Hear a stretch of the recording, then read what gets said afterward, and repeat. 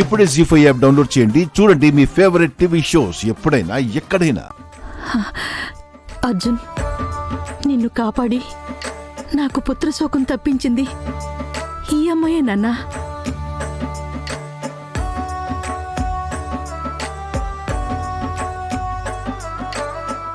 ఎంతో కొంత డబ్బిచ్చి పంపించండి. ఒక్క నిమిషం.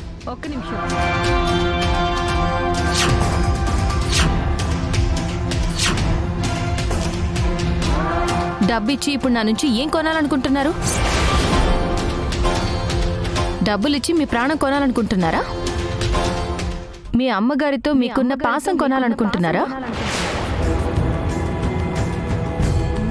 లేకపోతే ఇంట్లో తిరిగి నెలకొన్న ప్రశాంతతను కొనాలనుకుంటున్నారా?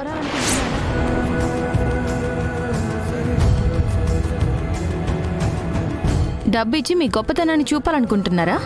ఆ డబ్బుతో నేను బాధ్యతగా చేసిన పనికి వెలకట్టాలనుకుంటున్నారా? లేక ఆ డబ్బుతో మీ నిర్లక్ష్యానికి మీరు తూకం వేయాలనుకుంటున్నారా? మీ నిర్లక్ష్యం వల్ల ఏం జరిగేదో తెలుసా? మీ ప్రాణం పోయేది, మీ అమ్మగారి గుండె పగిలేది.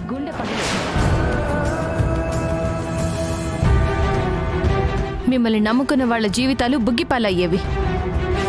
అన్నిటికీ మించి మీతో పాటు నా ప్రాణం, నా బిడ్డ ప్రాణం కూడా గాల్లో కలిసిపోయేవి.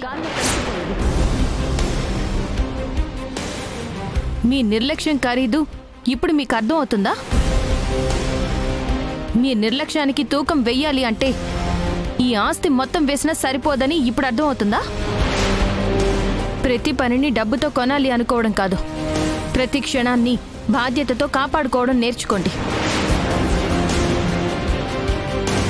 మీరు చేసే తప్పు మీ చుట్టూ ఉన్న వాళ్ళని ఏడిపిస్తుంది అని అర్థం చేసుకోండి. చూడండమ్మా, నేను ఇంత కటువుగా మాట్లాడడం తప్పనిపించొచ్చు, కానీ ఒక్కోసారి గట్టిగా చెప్పకపోతే అవతల వాళ్ళ తప్పు వాళ్ళకి తెలీదు.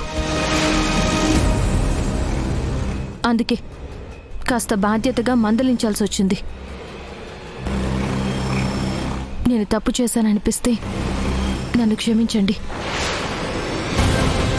నేను వెళ్తున్నాను.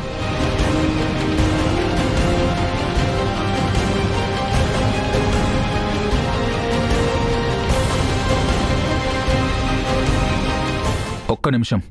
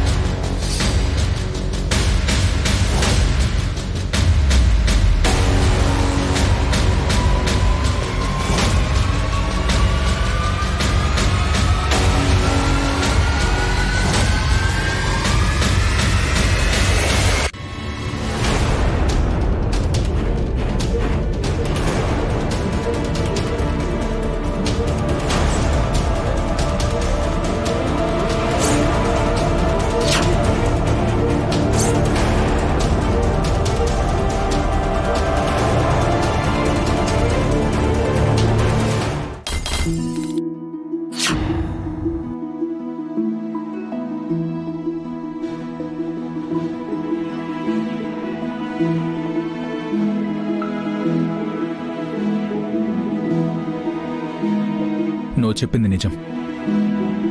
తప్పు చేసినప్పుడు వేలెత్తి చూపించినప్పుడే చేసిన తప్పు తెలుస్తుంది.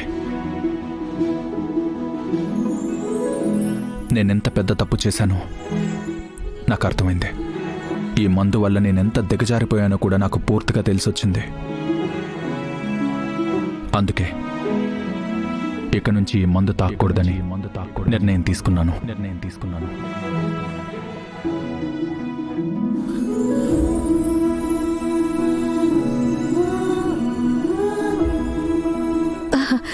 నిజం చెప్తున్నావా నాన్నా?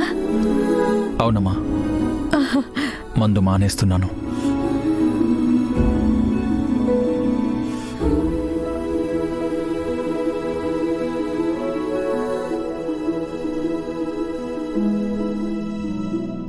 వంద పూజలకు కూడా దొరకని ఫలితం ఒక్క మంచి మాటతో దొరుకుతుందన్నట్టు నువ్వు చెప్పిన ఒక్క మాటతో వాడిలో ఇంత మార్పు తీసుకొచ్చావమ్మా. వాడిని కాపాడి ఏ మనిషి చేయలేనంత గొప్ప మేలు చేసావు. ఇప్పుడు వాణ్ణి మార్చి నీకు మరింత రుణపడేలా చేసావు. నీకు ఎలా కృతజ్ఞతలు చెప్పాలో కూడా నాకు అర్థం కావటం లేదు. అసలెవరమ్మా నువ్వు? ఎక్కడి నుంచి వచ్చావు? మీ వాళ్ళు ఎక్కడుంటారు?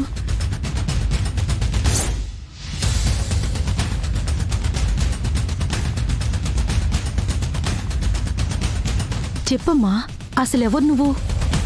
ఒక తీరం తెలియని నావని, ఒక తెగిపోయిన గాలిపటాన్ని. ఇంతకు మించి నేను మీకేమీ చెప్పలేను. మీరు నన్నేమీ అడగద్దు. నేను వెళ్తానండి. అమ్మా, నీ మాటలు బట్టి చూస్తూ ఉంటే నీకు ఎవరూ లేరని తెలుస్తోంది. ఒంటరిగా ఈ చంటి బిడ్డతో ఎక్కడికని వెడతావు? ఎలా బ్రతుకుతావు? జీవితాన్ని ఇన్ని మలుపులు తిప్పిన ఆ పైవాడు ఇక్కడి నుంచి కూడా ఏదో దారి వేసే ఉంటాడు. ఆయన చూపించిన మార్గంలో వెళ్ళడం, ఆయన నా తలరాతలో ఏం రాస్తే అది చేయడం తప్ప నాకు మరొక దారి లేదు. నా బిడ్డకి ప్రాణం పోసావు. ఇప్పుడు వాడిలో మార్పును తీసుకొచ్చావు. ఇంత సహాయం చేశాక నీ దారి నీదని నేను పోనివ్వలేను. అవునమ్మా, నీకెవరూ లేనప్పుడు మేము నీకన్నీ అవుతాం. నువ్వు మాతో పాటు ఉండిపోవచ్చు కదా. లేదండి, మీకు సాయం చేశానన్న చనువుతో మీకు భారంగా మారలేను. బ్రతుకు ఇచ్చిందానివమ్మా, నువ్వు మాకెప్పటికీ భారం కావు. దయచేసి నువ్వు మాతో ఉండిపోమ్మా. చూడమ్మా, నీకోసం కాకపోయినా నీ చేతిలో ఉన్న ఆ పసిబిడ్డ కోసమైనా ఆలోచించు. ఒంటరి ఆడదానివి. వాడి ఆకలి తీర్చలేక, నీ అవసరాలు తీర్చుకోలేక ఇబ్బంది పడతావు. ఇలా ఎంతకాలం బ్రతుకుతావు? ఈ పసివాడి గురించి ఆలోచించైనా నా మాట విని తల్లి. నువ్వెవరూ మాకొద్దు. ఎక్కడి నుంచి వచ్చావో మాకు తెలియాల్సిన అవసరం లేదు. నువ్వెప్పుడు కావాలనుకుంటే అప్పుడు వెళ్ళిపోవచ్చు. నీ బ్రతుకు మీద నీకు భరోసా వచ్చినప్పుడు నీ దారి నువ్వు చూసుకోవచ్చు. ఆ రోజు మేము నిన్నాపం, అడ్డుపడం. అంతవరకైనా మాతో ఉండు తల్లి.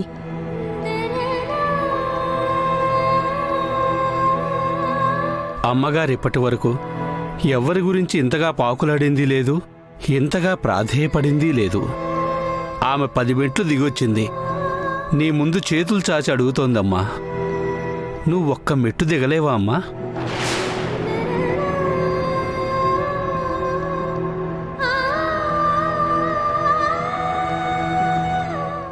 జీ5 యాప్ డౌన్లోడ్ చేసి అన్ని ఎపిసోడ్స్ పూర్తి ఉచితంగా చూడండి.